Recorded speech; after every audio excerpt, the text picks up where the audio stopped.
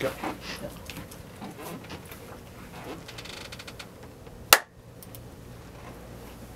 Credit scores and credit reports, Anselmo. Hi, my name is Alan Medeiros with Agape Mortgage, and I'm a mortgage professional. And I'm Anselmo Moreno with Innovative Credit Solutions, and I'm a credit consultant. How you doing today, Anselmo? I'm doing well. How are you? I hear you're training really hard. You're one of those athletes, huh? I'm a weekend warrior. Yes. Well, getting me out of the chair and away from my desk is the hardest thing to do. So when I get home, the first thing I think about is eating, and number 2, sleeping. So, you know, you've motivated me. I mean, look at how fit you are. But anyways, the listeners can't see you, but that's okay. You know, it's kind of funny. I work in mortgage finance, and I deal with credit. But I have a client ask a great question. What is a credit score, and is there a difference between a credit score and a credit report?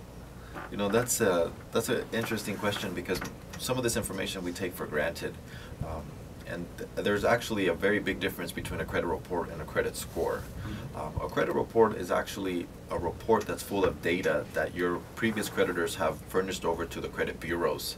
And we'll talk about credit bureaus as well, but the credit report is typically going to encompass your past 7 years, and it's going to have a detailed information as to how you perform when it comes to paying your monthly obligations.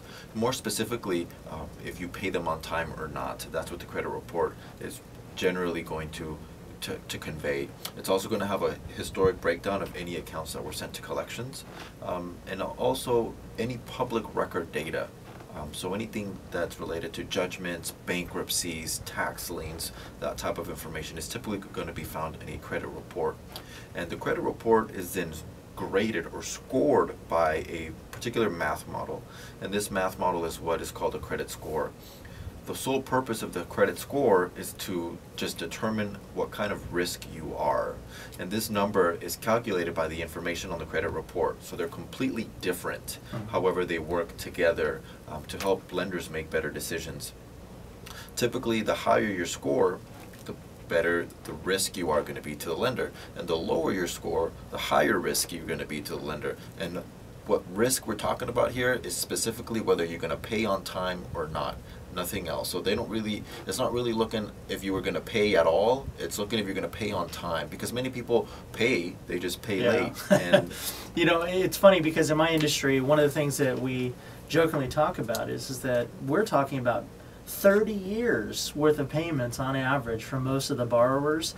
And we as banks want to know you're going to repay that debt. And on time. One of the things that we use as a primary criteria is looking back on a credit report and then looking at a score that's generated based off of your payment history.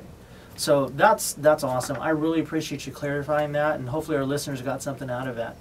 So, you know, for all of you listeners out there, one of the things we always like to say is life happens, move on.